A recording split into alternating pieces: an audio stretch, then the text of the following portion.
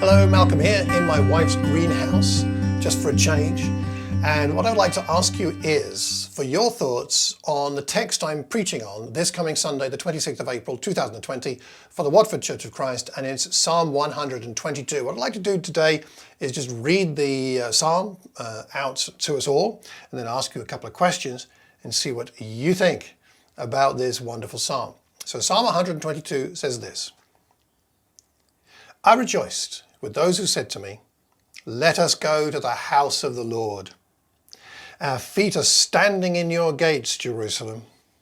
Jerusalem is built like a city that is closely compacted together. That is where the tribes go up.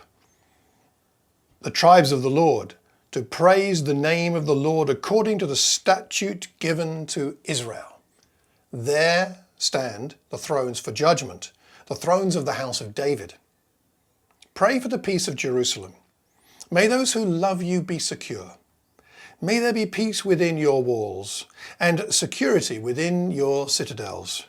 For the sake of my family and friends, I will say, peace be within you.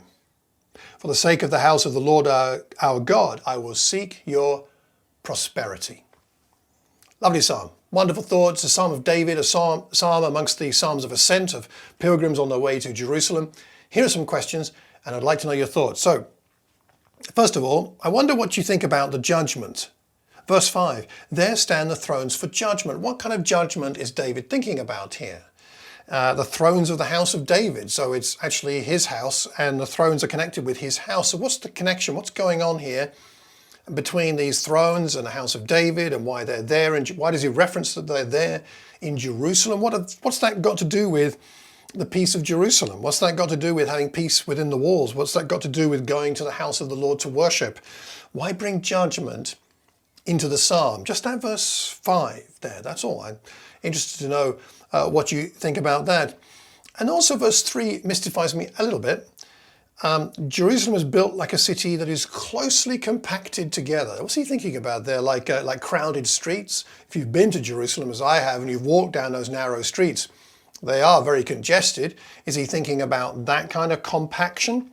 Or is there something else going on there? I just wonder what you think about that. It's kind of a surprising image again to put into a psalm here. Is built like a city closely compacted together, as opposed to a city that is loosely compacted together. What's really going on there? It's a little bit mysterious. So that's a couple of questions. And then peace and prosperity. So the psalm ends really interestingly to me, that he says in verse 8, for the sake of my family and friends, I will say, peace be within you. For the sake of the house of the Lord our God, I will seek your prosperity. So what kind of prosperity do you think he's thinking about? What is it? A material prosperity, a spiritual prosperity, a temporal prosperity, an eternal prosperity? What kind of prosperity at least what do you think he might have meant, as in the people who were his contemporaries might have thought he meant by peace and prosperity? And then crucially for us, what does that kind of prosperity look like for you and me? I don't think it's about a fat bank balance and millions of pounds in the bank for retirement and all that. I don't think that's what it's about, but what do you think it's about? What does that prosperity mean if it's going to be meaningful to you and I?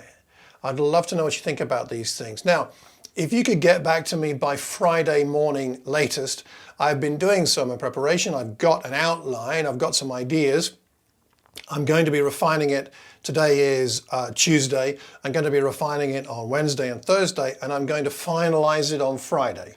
That's my goal, and I'll tweak it Saturday, Sunday morning. But I want to finalize things on Friday. So if you could get back to me by Friday, that will be wonderful, really helpful. Thank you very much. You can email me, malcolm@malcolmcox.org.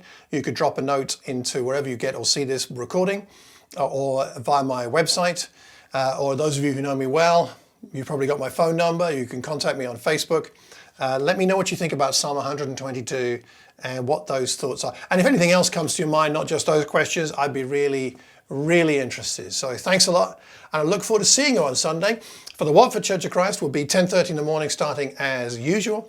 If you want to join us, you'd be more than welcome. We'd love to have you. We're going to be using Google Meet online The links will be via the Facebook page. If you can't find a link and you want it, then email me and I will send you a link and you can join us on Sunday. We've had so much fun each week. Even though we're in social isolation, we've had a blast singing, praying, learning from God's word, and the kids have been involved. It's actually been a lot of fun. So I hope you can join us.